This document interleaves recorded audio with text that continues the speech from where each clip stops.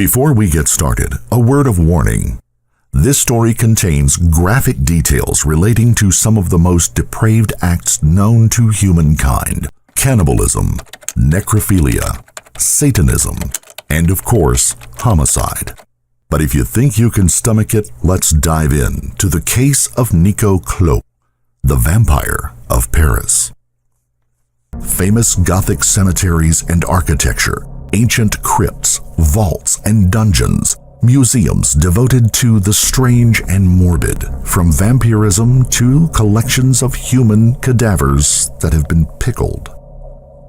Paris is a city just as famous for the dark and macabre as it is for romance. You need only think of what lies below those boulevards: a veritable empire of death. A vast network of tunnels within no less than 6 million corpses are entombed, their bones stacked into artful layers within the tunnel's walls. In other words, all in all, Paris was an especially fitting backdrop for the predator who roamed the streets back in the early 1990s. On November 15, 1994, a team of crime scene investigators arrived at a rundown apartment in the red light district of Paris, not far from the famous Moulin Rouge. The apartment was that of 22-year-old mortician Nico Claux. The search, part of an investigation into a recent series of homophobic shootings that had taken place across the city. Nico Claux had been taken into custody earlier that day after a 5-week manhunt. Nico had attempted to buy a video recorder using the stolen credit card and forged ID of a man named Thierry Bissonnier, who, just hours earlier, had been shot dead in his own apartment. Once in custody, police noted that among his many occult-inspired tattoos, Nico had the words "serial killer" down the back of both arms and "predator" across his abdomen. But nothing could have prepared the investigators for what lay inside the dingy apartment at 9 Rue Cousteau. Hanging from the ceiling were human leg bones and vertebrae fashioned into a morbid mobile. Scattered on every surface were human teeth and bone fragments. Hundreds of videotapes, mostly slasher and hardcore S&M, filled the shelves. An urn covered in dried blood sat by the phone. A bullet-riddled Bible had been nailed to one shotgun-spangled wall. Posters depicting savage and violent imagery covered every other. A more extensive search uncovered a backpack containing handcuffs, surgical instruments, and duct tape, and, under Nico's bed, a .22 caliber handgun, which was sent for ballistics testing. And inside his refrigerator, bags of fresh human blood. It was a glimpse into a world so warped it was almost beyond comprehension. The mind of someone consumed by death, violence, necrophilia, and cannibalism. Someone whom they now suspected of being a serial killer. During his first police interview, Nico denied any knowledge of the murder of Thierry Bissonnier. When confronted with the positive results of the ballistic test, however, he promptly confessed. He had shot Thierry, he admitted, after randomly meeting him on Minitel, an early precursor to the internet. The murder of Bissonnier was eerily similar in MO to other recent shootings.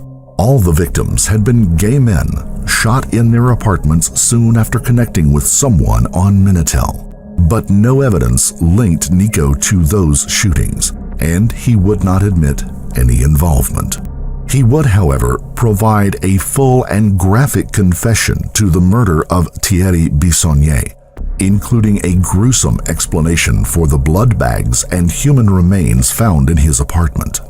It was a confession so shocking it would generate a frenzy of media attention and earn Nico the title Vampire of Paris. Nico Claux was born on March 22, 1972 in Cameroon, Africa, to French parents. Nico's father was a computer technician whose job required the family to regularly relocate to foreign countries. By the time Nico was 6, he had lived in Africa, England, Switzerland, and France. But while Nico's parents provided generously for their only son, his mother was emotionally absent and showed little to no interest in him. His father was mostly away on business. Frequent moves made it hard for the naturally introverted Nico to make friends. I understood that from now on, for the rest of my life, I would be considered as a monster. Soon after his grandfather's death, Nico's mother began having nightmares. Often, she would wake up screaming that Nico was trying to kill her with his mind. She accused Nico of having supernatural powers.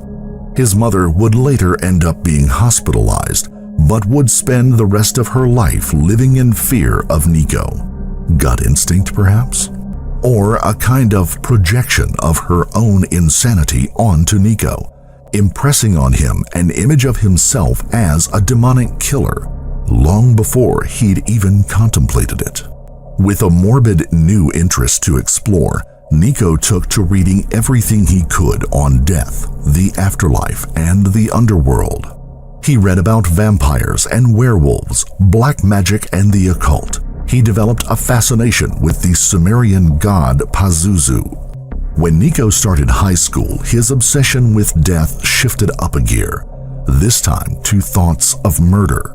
The family were living in Portugal at the time, and Nico attended a school for French expats, but the majority of the school was wealthy locals who excluded the expat minority. Nico had always viewed others as potential threats. Now the feeling overwhelmed him. They would talk about me all the time, but in Portuguese. I wouldn't understand what they were doing, but I was smart enough to understand that it was not really good. And I started to develop all those fantasies about actually going to school with a knife and stabbing them one by one after the other. So yeah, there was a time between I would say 12 and 14 or 15 when I had those really violent fantasies and those obsessive thoughts about hurting them. I would wake up in the morning and think about it. I would see them and think about it. I would, leave school and think about it on the way back home. And when I was home and reading true crimes, I would think about ways of doing it. So his murderous fantasies became graphic and detailed. He studied anatomy books on how the body worked and how best to kill it. By now, his parents couldn't fail to notice that Nico had developed some unhealthy preoccupations. But it wasn't until he pulled a knife out at school and threatened to kill another student that they sought help from a psychologist. Before they'd located one, however, the family had to move again. When Nico was 16, he met a lifelong friend, Ignor Mortius. He was living in Paris with his father. Ignor describes his first encounter with Nico.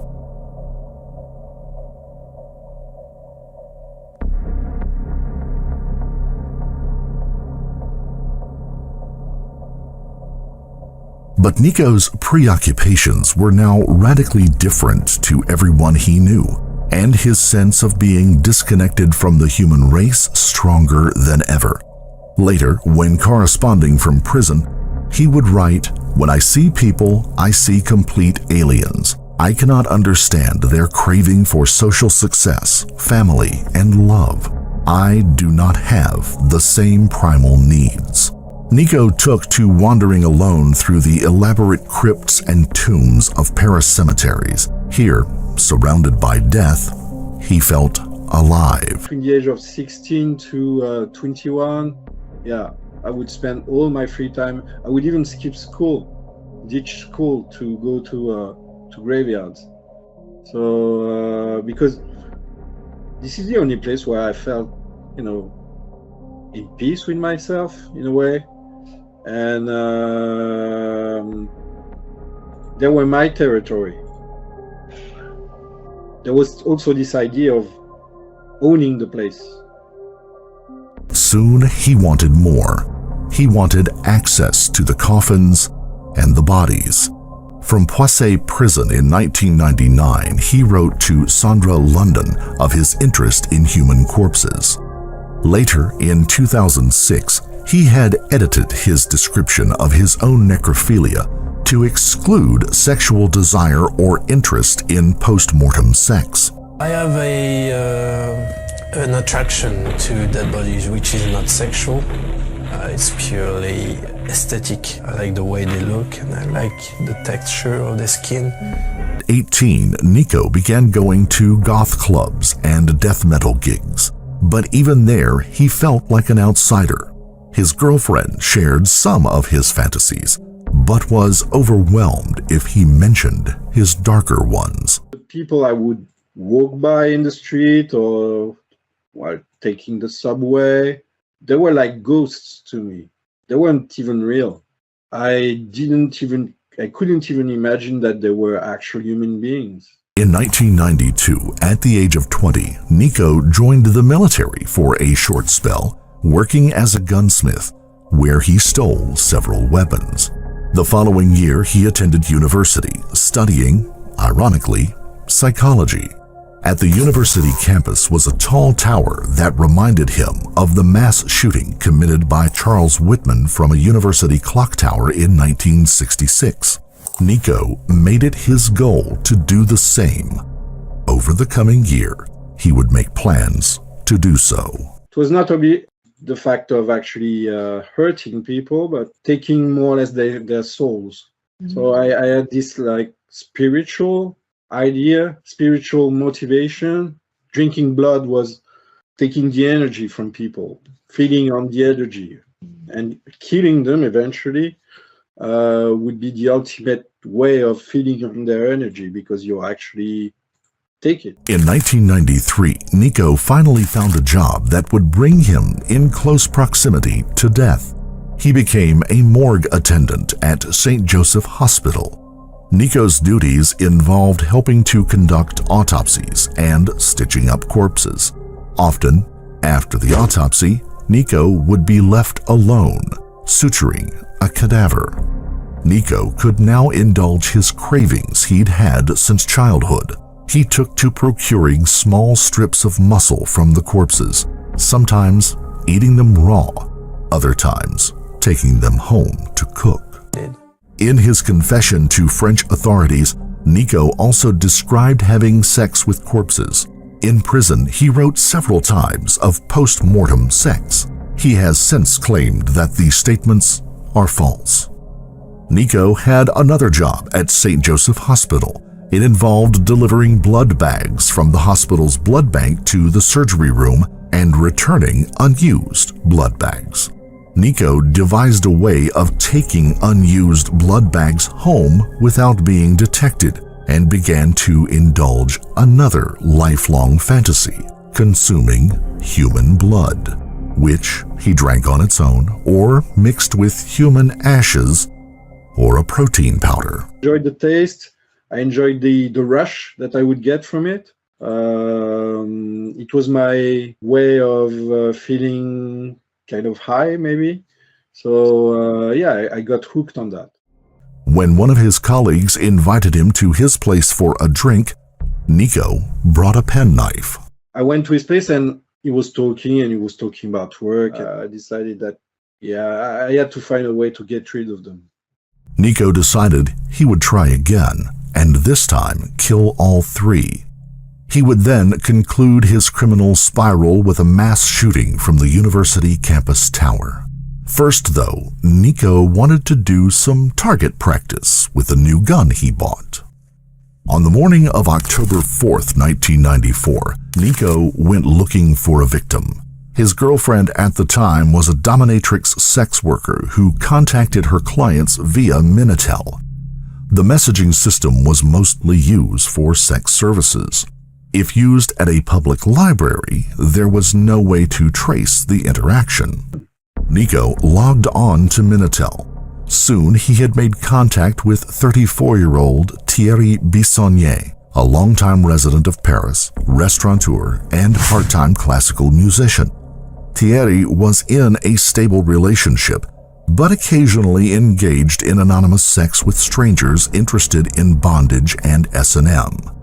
Nico lured Thierry into a conversation about bondage and eventually coaxed him into a meeting at Thierry's apartment at noon that day. Thierry gave Nico his address. This is an abbreviated description of what happened next, in Nico's own words. When I arrived at his place, he opened the door. I stepped inside, quickly turned around while he was closing the door, and pulled out the gun. I looked at his face just as he turned his head towards me and saw the gun pointed at his eye. After a few awkward moments passed, I pulled the trigger. He instantly fell face down without a word. Then I watched him bleed on the carpet. Soon I decided to see what the apartment was like and wandered around a bit. When I returned, he was still moving and making horrible breathing noises on the floor, like if he was breathing through a straw. I reloaded the gun and shot again, this time striking him in the back of the head. I reloaded and fired a few more times, but he was still alive and making noise. I was surprised that he was still holding on. I had expected the first shot to kill him. After a few minutes, I went into his kitchen and found some cookies to eat, and then sat in the corner of the room and watched him as I ate. I shot him one last time in the back. I also lifted a huge plant container and smashed it on his head, crushing it some. I then wiped down my fingerprints, picked up his checkbook, a credit card, and a wallet with his ID papers, his driver's license, an alarm clock, and an answering machine, and left the scene. Later, Nico would write about the killing in even greater and more gruesome detail, adding how he inserted a pencil into one of the bullet holes to see how deep the bullet had entered the skull. In 2006, he talked of it as the ultimate experience. I just was saying to myself, there's no way back. And I'm driving forward. So I want more. I want to feel alive once more. I want to serve the Grim Reaper once more. 3 days later, Thierry Bissonnier's parents, alarmed after not being able to reach him, entered his apartment, only to be met by a terrible sight. Their son's butchered and decomposing body lying on his apartment floor. Nico might have gotten away with the murder, but it was just the start of an ambitious plan, and he was impatient to take the next step. Hours after killing Bissonnier, he entered a shop with Bissonnier's forged ID and credit card and attempted to buy a video recorder. He'd been hoping to record his next murder, which was to be his 3 co-workers at the morgue and which he'd planned for Christmas Day. But the clerk became suspicious of the crudely pasted headshot of Nico over Bissonnier's, and Nico had fled without the recorder or the ID. Nico was arrested 5 weeks later on November 15, 1994, when a passing policeman recognized him from that image. It had been circulated to every metropolitan police station in Paris. Brigade Criminal Investigator Gilbert Thiel was the lead investigator into the murder of Thierry Bissonnier, as well as the other nearly identical shootings in Paris, and was convinced that only one person was responsible. He would later claim during Nico's trial that he fit the profile of a serial killer, but a lack of evidence meant Nico was never charged with those crimes. During his police interviews, Nico initially claimed that he'd murdered Thierry as part of a robbery gone wrong. He then claimed it was an act of revenge taken out on a random gay man. None of them held water or accounted for the bags of fresh blood and human remains. So, Nico gave a final, shocking, and explicit confession, parts of which you've just heard. He was a satanic necrophile, he said, and went on to describe in graphic detail his acts of grave desecration and cannibalism. I understood that from now on, for the rest of my life, I would be considered as a monster. So when you understand that, and when you see the outside, and when you see police officers who've worked on the field for 20 or 30 years act the way they acted when they searched my apartment, you understand that it's over. You won't be able to be part of the system anymore.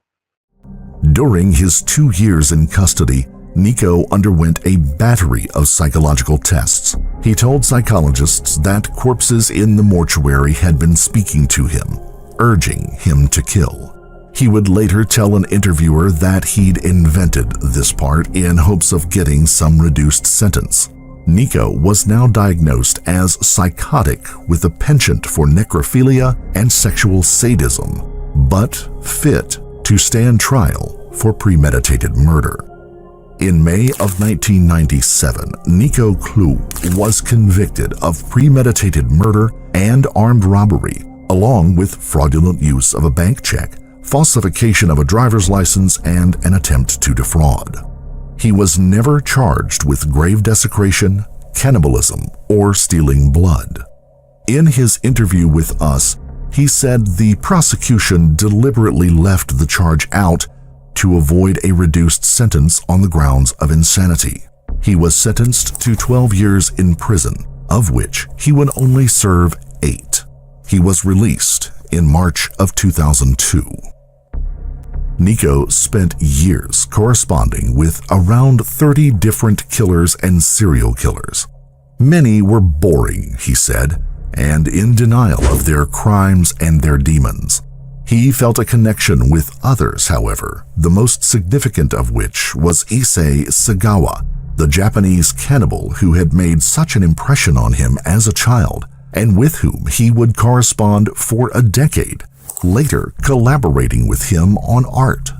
Nico began painting serial killer-inspired art in 1996. According to Nico, art would be his turning point and redemption. What I found interesting was that I could actually summon and master my demons through another way of expression, which was art. For several years after his release, Nico tried to enjoy his new celebrity horror show status as the vampire of Paris who sold serial killer-inspired art. But the novelty soon wore thin. Everywhere I was going, I was considered as a sideshow freak. And I tried to, find communities that would accept me, like the God community or the vampire community. And each time they would say that I would give their community a bad name. So even in those more or less different communities, I was considered as an outcast.